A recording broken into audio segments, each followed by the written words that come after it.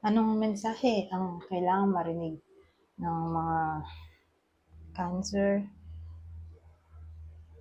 mula November 16 to 30, 2024? Pwedeng nangyayari na to o mangyayari pa lang. Kung hindi man para sa inyo itong magiging reading, edi baka para sa someone na malapit sa inyo o sa someone na kakilala nyo mismo.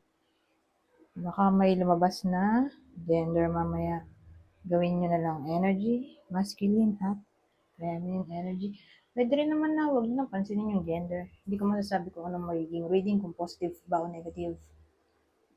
Depende sa kung anong mapipick up kong energy. Kung hindi man mag-resonate sa inyo to, edi i-adjust nyo na lang ang video, hanapin nyo to. Kung hindi pa rin, edi dito na. Ito ang last deck.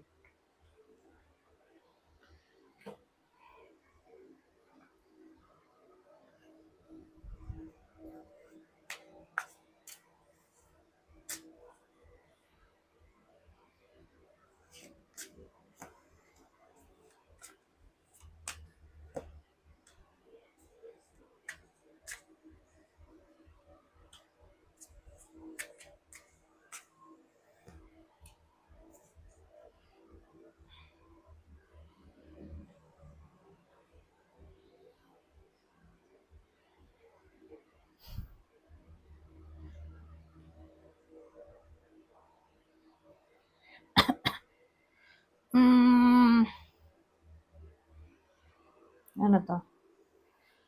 Well, ang dating sa akin, separation reading na to. At ang pinagmulan ng separation ay pwedeng sneakiness o flirtationship. So may isa na nag-lie o gumawa ng kalokohan ng palihim o ghosting. Kasi di na sila in contact. Pwedeng ghosting na to. May nang ghost o laging walang time sa isa sa inyo. Yung isa sa inyo, walang time. Palagi. Pero sa ibang tao, meron. O ayaw mag-commit. So, case-to-case basis. Basta yun yung current energy, separation reading. Ngayon, may someone dito, probably babae. Siya yung nagde-daydream. Daydream niya yung topic ng what if.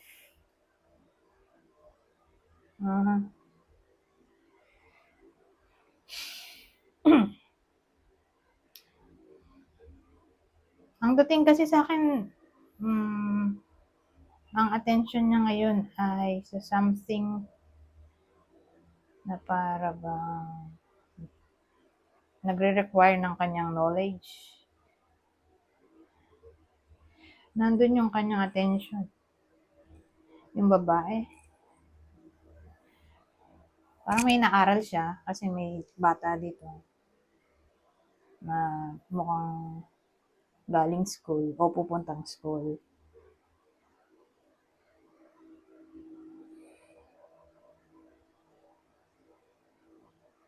Pero case to case basis, sabihin natin yung babae mismo yung nag-cheat, ng ghost. Siya yung may kasalanan overall. Case to case basis nga. Pero kung siya yun,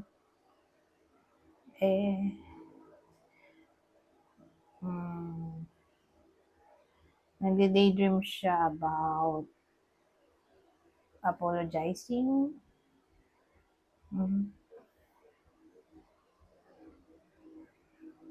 So again, case to case basis, di ba? So kunin nyo lang yung info na sa tingin nyo ay fit sa sitwasyon nyo. O pwede rin naman sabihin natin siya yung niloko. Kung baga, nag-move on na siya dito eh. Hindi niya na iniisip yung person niya. Ang iniisip niya ay paano kikita. O anything na stable. Something stable, like nag-focus siya sa goal niya, ambition, dream, career, ganyan.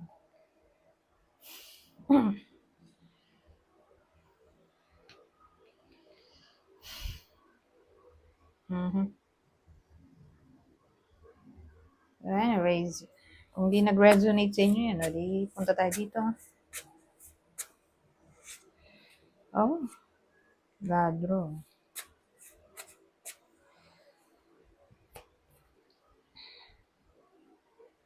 Isayere. Well, ang dating sa akin, ibang case na maaaring mangyari sa 2 weeks na to. Beware sa possible scam o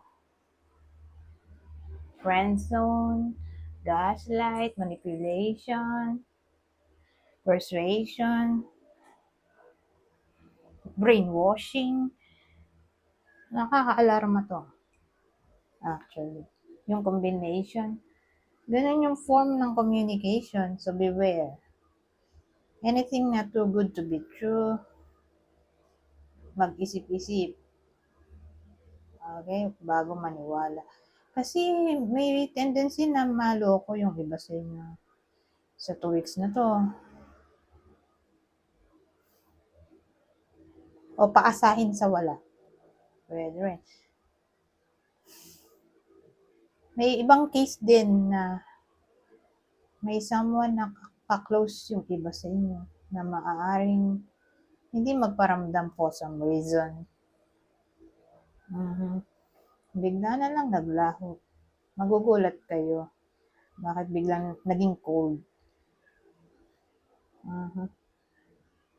Naging cold yung someone na malapit sa inyo o interested kayo. Ganyan. O karelasyon siguro. So, case-to-case basis. Basta someone na malapit kayo. O baka nga mag-lie pa to. Again, pwede itong case-to-case basis o vice versa. Either kayo yung makaka-receive ng deception o kayo yung maglalay. O baka may mawala sa inyo. Mapatao, gamit, beware. Beware na lang, okay? Mag-ingat sa kinikilos o ikikilos o sa mga gamit para hindi mawala.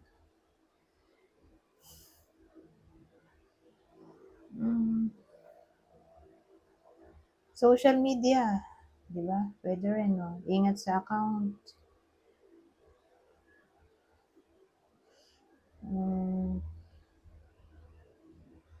Basta may someone na magiging victim of something. Yan yung parang mensahe dito na kailangan maging cautious. Anyways, punta tayo dito sa huling deck. Ano bang masasabi nito? Kaya lang masyadong mahaba pa yung oras. Damihan ko na lang. Oh, ito maganda. Your wish is granted. What you've asked for is coming true. So may wish yung iba sa inyo na maaaring magkatotoo sa 2 linggo na to. Ask for what you want. Let the universe and other people know what you need. So, kailangan nyo lang daw magtanong o magsabi.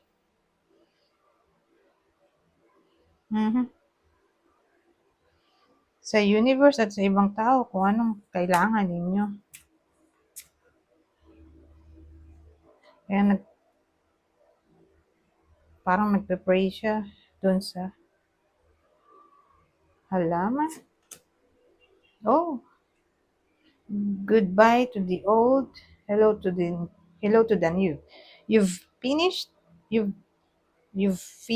one part of your life and now a new and even better part is beginning. Well, may something o someone o situation na kailangan nyo i-let go para may magbigin na new opportunity. Yan eh.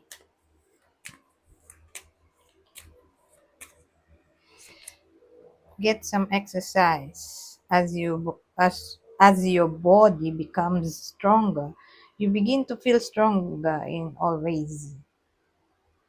So, sa madaling salita, ina-encourage na mag-exercise sa 2 linggo na to. Autumn. So, depende kung nasang lupalop ng mundo kayo. Kasi may nabasa ko yung autumn ay September to December. Pero hindi ako sure. Nakalimutan ko na actually. So, kaya na maghanap sa internet. So, may ibang bansa na ganun.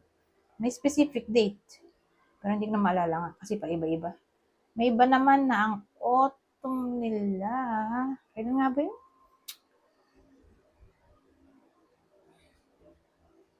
Nakalimutan ko na.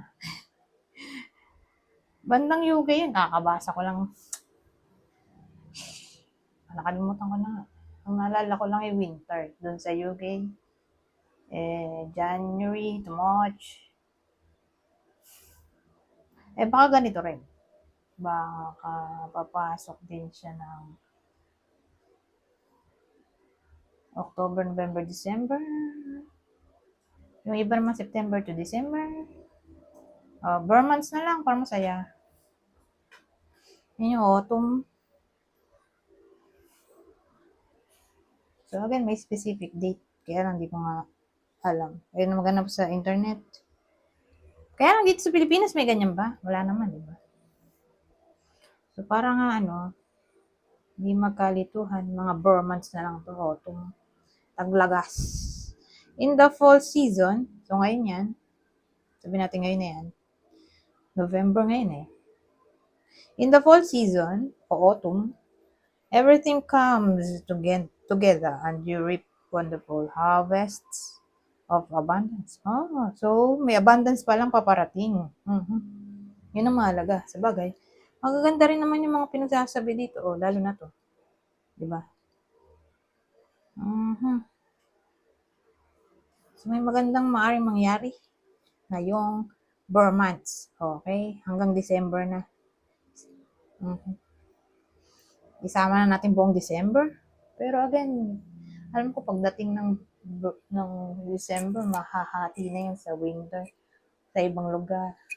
Pero sa UK nga, may nabasa akong January sa kanila hanggang March. Pero again, hindi ko sure. Kasi iba-iba naman. Iba-iba ang lugar o info mula sa iba-ibang tao. Basta ang malaga, papasok to ngayong November. Okay? Ngayong November 16 to 30. Pero again, isama na rin natin pati December. So, kung dito mangyayari ngayong November, di baka December. Na yun nga, may abundance na paparating in all forms na. So, new opportunity, blessings, big blessings in general. So,